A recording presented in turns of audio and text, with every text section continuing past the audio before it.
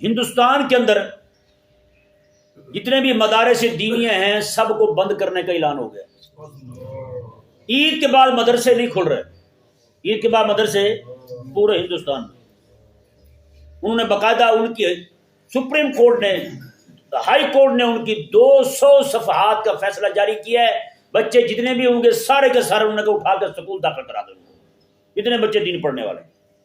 اور افسوس اس بات کا ہے، یہ ایک امت مسلمہ پر ایک بہت بڑی دکھ کی گھڑی ہے جی، اور دکھ اتنا ہے اور احساس ایسا مرا ہے، نعوذ باللہ من ذالک، ہمارے نام نہاد مولوی ہندوستان کے وہ خوشیاں منا رہے ہیں، بہت سارے مولوی خوشیاں منا رہے ہیں جو خود مدرسے سے پلے بڑے ہیں، مدرسے سے دین حاصل کیا انہوں نے، وہ خوشیاں منا رہے ہیں، کہتے ہیں اچھا ہوا بند ہوا مدرسہ۔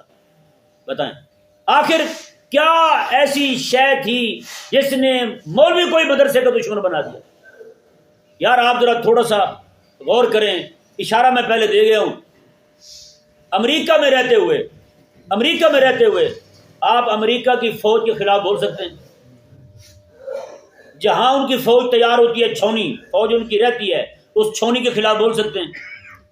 پاکستان میں رہتے ہوئے پاکستانی فوج کے خلاف بول سکتے ہیں؟ ان کی چھونیوں کے خلاف بول سکتے ہیں؟ نہیں بول سکتے۔ اسرائیل میں رہتے ہوئے یہاں تو رہ کے ہم اسرائیلیوں کو گالیاں بھی دے لیتے ہیں، سارا کچھ کر لیتے ہیں، فوجیوں کو سب کو۔ اسرائیل میں رہتے ہوئے ان کے خلاف بول سکتے ہیں؟ اس سے ثابت ہوا جہاں کو بندہ کھڑا ہو کے بول رہا ہو نا اپنی فوج کے خلاف، اپنی آرمی کے خلاف، یہی کہیں گے سارے لوگ بھائی جہاں یہ بول رہا ہے نا یہ وہاں ہے نہیں۔ اسرائیل کے خلاف بول رہا ہے، ان کی فوج کے خلاف، ان کی آرمی کے خلاف اور ان کی چھونیوں کے خلاف، یہ اسرائیل میں نہیں ہے، کہیں اور بیٹھا ہوا ہے۔ پاکستان کی فوج کے خلاف کوئی بندہ بولے، پاکستانی چھاؤنیوں کے خلاف کوئی بندہ بولے تو یہی کہیں گے بھائی پاکستان میں نہیں ہے، پاکستان میں کوئی ہمت نہیں کر سکتا، پاکستان سے باہر بیٹھ کے باتیں کر رہا ہوگا۔